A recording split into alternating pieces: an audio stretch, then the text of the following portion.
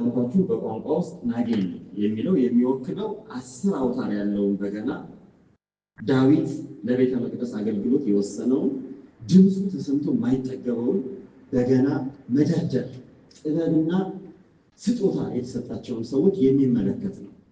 ገርሞኛል በእውነት መምህራን ናጌን የሚለው እንዴት እንደመረጡት ትልቅ ነገር ነው። የበገናን ጉዳይ ጥቅልል አድርጎ ያዘ ማለት ነው። በገና መስራቱንም በገና መደርደሩንም በበገና እግዚአብሔር ማመስገኑንም በበገና ጠቢብ የሆነ ድቅቅ የሆነ ጥበብ ለእግዚአብሔር ቀን የማቅረቡንም ጠቅልሎ የያዘ ማለት ነው ናጌን ማለት። ለምሳሌ ዕብራውያን መን ናጌን፣ በዓል ናጌን፣ ባዕል ናጌን ይላል። ትርጉሙ ምንድነው? በገናን ያወቀበት ሰው ማለት ነው። በገናን የተረዳ ሰው፣ በጥበቡን በሚገባ የተረዳ፣ በደንብ አድርጎ የተረዳ፣ ድምፁን የተረዳ፣ ስልቱን የተረዳ፣ ድርደራውን የተረዳ፣ በበገና ውስጥ ግጥም ገጥሞ ድርሰት ደርሶ እግዚአብሔር ማመስገንን በደንብ አድርጎ የተካነ የተጠበበ ሰው ማለት ነው። ስለዚህ ምን አይነት ትርጉሞች አሉ ይላሉ? አንደኛ በገናን በጥሩ ሁኔታ 3 መሰረታዊ ትርጉሞች አሉ። እንግዲህ አሁን የናጌን ትምህርት ቤትም ከሆነ ናጌን ለመሆኑን ከፈለጋችሁ እነዚህ ነገሮች ማሟላት ያስፈልጋል። አንደኛ በገናን ጥሩ አድርጎ መደርደር መቻል። በቃ ይሄ አሁን ዝም ብሎ ቴክኒክ አለ አይደል? መቃኘት፣ መደርደር፣ ጣትን ከክሩ ጋር ከአውታሩ ጋር ማዋሃድ፣ አቀማመጡን አቋቋም በትክክል ማወቅ፣ ያ አንደኛው ጥበብ ነው። አንደኛው እውቀት ነው። ስልጠን ያለ ማለት መሰልጠን፣ በበገና ድርደራ መሰልጠን። ግን ይሄ ብቻ ናጌን አያስብልም። ሁለተኛ ነገር አለ። ሁለተኛው የበገናን ድምፅ ከራስ ድምፅ ጋር አዋህዶ በልዩ ቃና መዘመር መቻል። አሁን በገናውን መደርደር ብቻ ሳይሆን እንደገና ደግሞ እየዘመሩ ለእግዚአብሔር ምስጋና ማቅረብ። ጥሩ ነገር ደርሶ አሁን ቅድም የሰማችሁት ደስ አይልም? ከበገናው ድምፅ በመቀጠል ቀጥሎ ደግሞ ምኑ ደስ ይለናል? ቃሉ የሚተላለፈው መልእክት ደስ ይላል። እነዚህ ነገራቸው አሁን በጣም መወዳት የበገና መዝሙር አለች ከጋሻ ነው። ማን ይመራመራል? ዝም ብዬ ስሰማ ውስጥ የሚደውል ነገር የደም ዝውውሬንና ትንፋሽን የሚቆጣጠረኝ ይመስለኛል። እሱን ስሰማ ማን ይመራመራል ሲል የበገናው ድምፅ የእሳቸው ድምፅ ከሲሳይ ደግሞ የምወደዋል ካቤ በጣም የምወደዋል። ይህም ከሶስና በጣም የምወድላት ያ ምን ያደርጋል መሰለህ? ሰውነታችን ሁሉ ይቆጣጠራል። በደንብ አድርጎ የደም ዝውውራችን ትንፋሻችን ሁሉ ይይዛል። ያ ችሎታ ማለት ነው። ያ ችሎታ። ይሄ ግን ብቻውን ናጌን አያስብም። ይሄን ገና ሁለት እርከን ላይ ሶስተኛው መሰረታዊ ዋናው አጋንንት የሚያባረው ትንቢት የሚያናገረው የእግዚአብሔርን ልብ የሚነካው ያ መንፈሳዊ መለወጥ በገና የሚደረድረው ሰው ማንነት፣ በገናውን የያዘው ሰው ማንነት ይሄን ይሉታል። ቃል በቃል አንብብላችሁ በበገና የሚዘምረውን መዝሙር፣ የበገናው ቅርጽና ውበት፣ የበገናውን መዓዛ አዋህዶ የሚደረድረው ሰው እጅግ ፍጹም ባይሆን እንኳን በቃ ፍጹምነት የሚደረገና ብዙ ርቀት የሚደረስበት ግን ህይወቱ በእግዚአብሔር የተቃኘ ቢሆን እግዚአብሔር የቃኘው ህይወት ምግባር ሃይማኖት ያለው ሰው መሆን፣ እግዚአብሔርን የሚወድ እግዚአብሔርን የሚያፈቅር ሰው መሆን። አሁን ዳዊትን ወደኋላ ልመልሳችሁ። ዳዊት ያቺ በጣም ድክም ያለች 10 አውታር ያላት በገናው ብቻ አይደለችም ጋኔን ያባረረችው። ዳዊት ያ ደስ የሚል ቃሉ የሚያወጣው ድምፁ ውበት ያለው የድምፁ ቃና እና ደስ የሚል ያልተበረዘ ሌላ አይነት ሃይማኖት የሌለበት የሃይማኖቱ ጥራት የምግባሩ ብቃት የዳዊት መንፈሳዊ ህይወት ነው። መልካም አድርጎ በገና የሚደረድር የተባለው መልካም የሚለው ቃል ሲተረጎም መልካም መልከኛ ብቻ አይደለም። መልካም አድርጎ ወጥ የሚሰራ ከተባለ ባለሙያ ነው። ሙያ ይፈልጋል፣ ጥበብ ይፈልጋል፣ መልካም የሆነ ምግባር ይፈልጋል፣ መልካም የሆነ ሃይማኖት ይፈልጋል።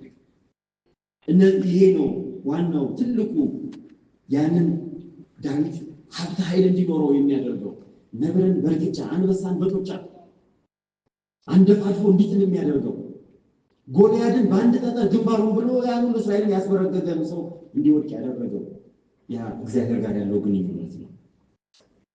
ያ እግዚአብሔር ጋር ያለው ትስስር ነው። ፈጣሪው ጋር ያለው ትስስር ነው። አጋንንትን ማባረር የሚችለው እንጨትና ጅማት የተቀናበረ በገና አይደለም። አጋንንትን ማባረር የሚችለው ከኛ የሚወጣው ድምፅ አይደለም።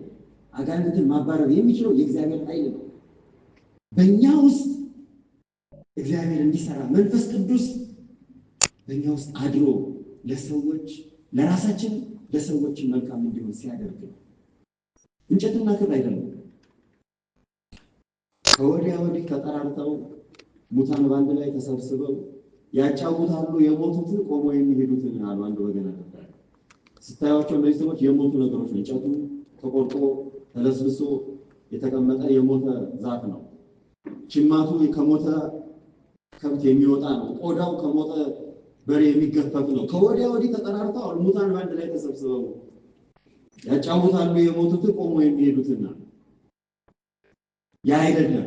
እነዚህ የሞቱ እንጨቶች የሞቱ ጅማቶችና ቆዳዎች አይደሉም አጋንንት የሚያባረሩት። ወይም ደግሞ የገጠምነው ግጥም የተነገረው ንግግር አይደለም ብቻ አይደለም። በእኛ ውስጥ ያው ሆኖ የሚኖረው የእግዚአብሔር ኃይል ያንን ቃል ያንን ነው የእግዚአብሔርን ሀብት ይዘን በእግዚአብሔር መንፈስ ተቃኝተን ያን ቃል ስናወጣ አጋንንት ይባላል። ሳኦልን ያሳርፈው ነበር። ቃሉን አነበላችኋለሁ። እንዲህ ይላል የደርዳሪው ዝምት የማየት ችሎታ፣ የበገናው ዜማ ድምፅ፣ የዝማሬው ትርጉም ሲዋሃዱ ናጌን ይፈጥራሉ። እውነተኛ በገና ደርዳሪ በዓል ናጌን የናጌን ባለቤት የበገና ድርደራ ባለቤት ማለት ነው። ዕብራይስጥኛ ባለስልጣን እንደምንለው የስልጣን ባለቤት እንደምንለው የቤት ባለቤት በዓል ናጌን የበገና ባለቤት ያ መልካም አድርጎ የበገና ባለቤት ያ መልካም አድርጎ የሚደረድር ሰው ያ ሰው እነዚህን ነገሮች ሲያዋህድ የሚመጣው ነገር ነው። የእግዚአብሔር መንፈስ ከሳኦል ራቀ፣ ክፉም መንፈስ ከእግዚአብሔር ዘንድ አሰቃየው። የሳኦል ባሪያዎች እነሆ ክፉ መንፈስ ከእግዚአብሔር ዘንድ እያሰቃየ ይገኛል፣ በገና መልካም አድርጎ የሚመታ ሰው ይሹ ዘንድ እባክህ ሰዎችን ላክ እዘዝ አሉት። ከእግዚአብሔርም ዘንድ ክፉ መንፈስ በሆነበት ጊዜ በእጁ ሲመታ ደህና ትሆናለህና አሉት። ሳኦልም ባሪያዎቹን መልካም አድርጎ በገና የሚደረድር የሚችል ሰው ፈልጋችሁ አምጡልኝ፣ በዓል ናጌንን አምጡልኝ አለ። ከብላቴናዎቹ አንዱ እንዲህ አለ፣ እነሆ መልካም አድርጎ በገና የሚመታ የሚደረድር የቤተልሔማዊው የእሴይ ልጅ ዳዊት አለ። ዳዊት አለ መጽሐፈ ሳሙኤል ነው ምዕራፍ 16 ጽኑ ኃያል ነው፣ በነገርም ብልህ ነው፣ መልኩም ያማረ ነው፣ እግዚአብሔርም ከእርሱ ጋር ነው። ተረዳችሁታ? መልኩም ያማረ ነው፣ ብልህም ነው፣ በነገርም ጎበዝ ነው፣ ጽኑ ኃያልም ነው፣ እግዚአብሔርም ከእርሱ ጋር ነው። ዋናው አላያችሁ? እግዚአብሔርም ከእርሱ ጋር ነው። ስለዚህ እሱን ጥሩታል። ቁጥር 23 ላይ እንዲህም ሆነ ይላል ከእግዚአብሔር ዘንድ ክፉ መንፈስ በሳኦል ላይ በሆነ ጊዜ ዳዊት በገና በእጁ ይመታ ነበር፣ ሳኦልንም ያሳርፈው ነበር፣ ክፉ መንፈስም ከእርሱ ይርቅ ነበር። የናጌን ምስጢር ይኸው፣ የናጌን ጥበብ ቅኔው ይኸው። ጥሩ በገና ደርዳሪ፣ ጥሩ ደራሲ፣ ጥሩ መንፈሳዊ ህይወት። ግን በጣም የሚገርማችሁና ደስ የሚያሰኘው ነገር በገና የሰዎችን መንፈሳዊ ህይወት ይቃኛል። ሰዎች በገና እንደሚቃኙት በገና ደግሞ የሰዎችን መንፈሳዊ ህይወት ይቃኛል። በአውታረ መንፈስ ዝብጢ አውታረ ምንድነው?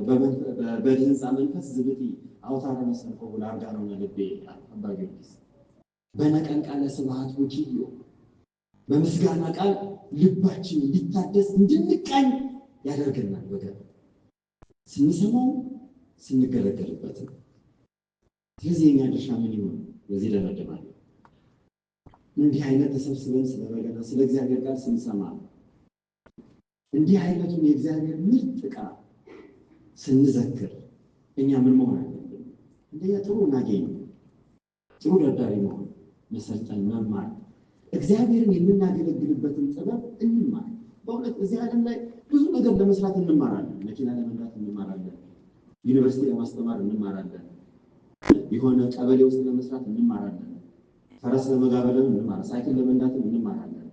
ትልቁ ትምህርት ግን እግዚአብሔርን ለማገልገል መማር፣ በእግዚአብሔር ፊት ዘላለማዊ ሕይወታችን ዋስትና የሚሰጠን እዚህ ዓለም ላይ ይችን ዓለም ለማገልገል የተማርነው ትምህርት ብቻ አይደለም። ትክክለኛ ዋጋ የሚያሰጠን እግዚአብሔርን ማገልገልን እንማር። በሁላንተ ያ ነው ትልቁ ጥሪ፣ ያ ነው ትልቁ ጸጋ፣ ትልቁ ስጦታ እሱ። ሁለተኛው ጥንታዊ መንፈሳዊ ሰማያዊ ከእግዚአብሔር የተሰጠ የሆነውን ይህን የተቀደሰ ሀብት መጠበቅ፣ ማክበር፣ መገልገል፣ ማወቅ ምስጢር ይሄ ከእግዚአብሔር የተሰጠ ነው። ያንን በሚገባው መረዳት። ሶስተኛው ራስን ማብቃት። በምንድን ነው ራስን የምናበቃው? በበገናም ብቻ አይደለም፣ በመንፈሳዊ ሕይወት ራሳችንን ማብቃት፣ በችሎታው በዜማ እግዚአብሔር ማብቃት። ደስ አይልም? እቤታችሁ ስትገቡ ምን እሰራለሁ አሁን ቤት ገብቼ የሚል ሰው አጋጥሟችሁ ትንሽ እስኪ ዞር ልበል፣ እዚህ 4 ኪሎ አካባቢ ትንሽ ላውደልል፣ ምን እሰራለሁ ቤት ገብቼ የሚል ቤቱ ገብቶ ግን በገና የሚደረድር ችሎታ ቢኖር ስንት ነገር እንደሚያደርግ አስብ። ቤቱን ይባርካል፣ ሕይወቱን ይባርካል፣ ሰፈሩን ይባርካል፣ ሀገሩን ይባርካል፣ በጣም ብዙ ነገር ይባርካል፣ ብዙ ነገር ይሰራል። ያንን ብቃት ወደ ራሳችን ማምጣት የተሰጠን የወረስነው በእውነት እግዚአብሔር ይስጣችሁ። እግዚአብሔር በእውነት ትልቅ ዋጋችሁን አያስቀርላለሁ ነው እንደሚናገኝ አባቶቻችን የሰጡንን ነገር ተረክቦ ለትውልድ ማስተላለፍ፣ የተረከብነውን ማስተላለፍ፣ ሳንጨምር ሳንቀንስ ጥበቡን ጠብቀን ለትውልድ ማስተላለፍ። ይሄ ነው ቅዳሴ አባቶቻችን ዛወፌን ያወፌክ ይላል። የተቀበልኩትን አቀበልኩ። ሃይማኖታችን ከአባቶቻችን ከሐዋርያት ተቀበልናት እናስተላልፋታለን። ያንን ሀብት ማድረግ ማለት ትውፊት ጠባቂ፣ ትውፊት አስተላላፊ መሆንን የሚያክል ጸጋ። ያንን ትውፊት ጠብቀን ራሳችንን የለዚያ ትውፊት ባለቤት አድርገን ማስተላለፍ። የመጨረሻው ትውልዱን የሚገባ ማንነት ማስተማር። አሁን ወንድሞቻችን እየሰሩ ያሉት የምንቀናበት ትልቅ ነገር ይሄ። ያ ማለት ምን ማለት መሰላችሁ? አባቶቻችን የሰሙትን ድምፅ ልጆቻችን እንዲሰሙ ማድረግ፣ እኛ የሰማነውን ድምፅ ልጆች እንዲሰሙት ማድረግ፣ እኛ የተባረክንበትን ቡራኬ ልጆች ቀጣዩ ትውልድ እንዲባረክበት ማድረግ ማለት። ከዚያ በኋላ ይሄንን ድምፅ ነው ሰማይ ቤት የምንሰማው፣ ሌላ ድምፅ የለም። እዚሁ ስንሰማው ይኖር ነው፣ እዚሁ ስናገለግልበት ይኖር ነው፣ እግዚአብሔርን ስናመሰግንበት ምን ነው። ያንን ነው ከእግዚአብሔር የተቀበልነው። የኛ ድርሰት አይደለም። ከእግዚአብሔር የተቀበልነው መልሰን ለእግዚአብሔር ይሰጣል። በዚያው ተቃኝተን እንኖርበታለን። ያንን እንድንሆን እግዚአብሔር ይርዳል። መልካም አድርገን እግዚአብሔርን የምናመሰግን ሰዎች እንድንሆን እግዚአብሔር መልካም የሚለን መልከኛ ብቻ አይደለም። ሁላችንም መልከኛ ሆነ የፈጠረን በአርአያው ነው የፈጠረን። ግን በአኗኗራችን፣ በሃይማኖታችን፣ በምግባራችን፣ በአገልግሎታችን እግዚአብሔር መልካም አድርጎ የሚመርጠን እንድንሆን እግዚአብሔር ይርዳል። ብዙ መልካም ሰዎች ያሉባት ሀገር ናት። ብዙ መልካም አባቶች ያገለገሏት ሀገር ናት። ብዙ መልካም ልጆች፣ ወንድሞች አሁንም ቤተክርስቲያንን እያገለገሉ ያሉባት ቅድስት እናት ቤተክርስቲያን ናትና የወንድሞቻችንን ጥረት ሁሉ እግዚአብሔር ይባርክልን። ጾሙን በሰላም አስፈጽሞ ለበዓለ ትንሣኤው ያብቃን። አባቶቻችን